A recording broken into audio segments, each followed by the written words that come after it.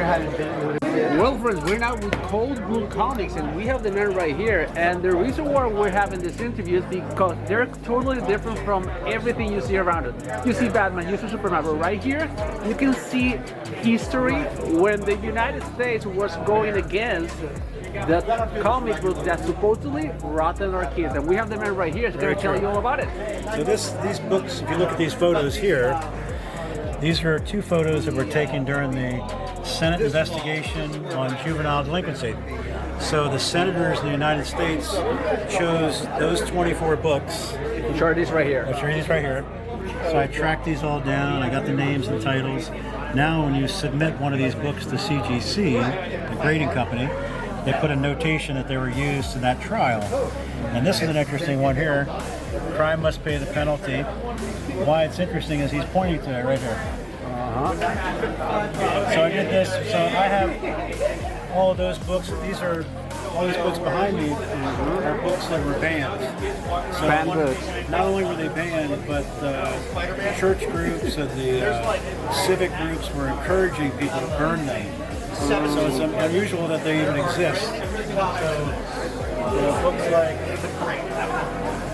like this here. This is a Don Heck cover, Incinerator cover, from the perspective of rough horror book. It's a very unusual voodoo princess cover. And how long it takes you to hunt all this down? Many years. Many years, yeah. Many years. Okay. This is a very simplistic science fiction cover, but to find one that's has a black cover from the 50s that's still crisp but very unusual to find. Yeah, definitely. So I can see that you have a bunch of them back there. So yes. Do you, this is the main type of comic book that you get? I only sell books that are from 1954 or earlier. Okay, So they're all pre-code. so what do you think is your holy grail right here at the convention? So there's bigger ones in my personal collection, but two of the more unusual ones. So first of all, this is not a comic book. This is a Weird Tales pulp from the early 1930s. It's called Batgirl, and the artist is Margaret Brundage. The higher grade of this is 7.0. Last week, sold for $30,000.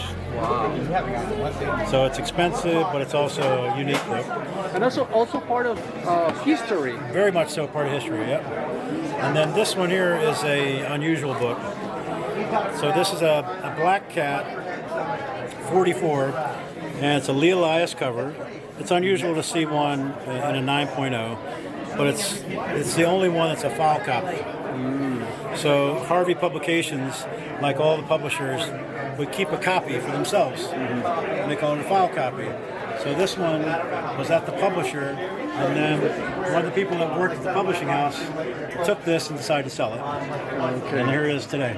So Cold Blue Comics, we have an Instagram live show every Saturday night, usually for about 4 hours. We're showing comics, selling comics, and usually tasting different types of beverages as well. The show goes on for about 4 hours. That's a lot of fun. If you look at Cold Blue Comics, they have probably 20 or 30,000 followers. It's a lot of fun. We enjoy it. Okay, guys. So great. So if you can see here, guys, this is the time where comic books were all over the place. There were a bunch of different topics, but this is the ones that were banned by the government because they thought they were rotting your kids. And who would say? And look at these. You can get this. They're graded. And this is an amazing topic, guys. So if you want more information, there you have it.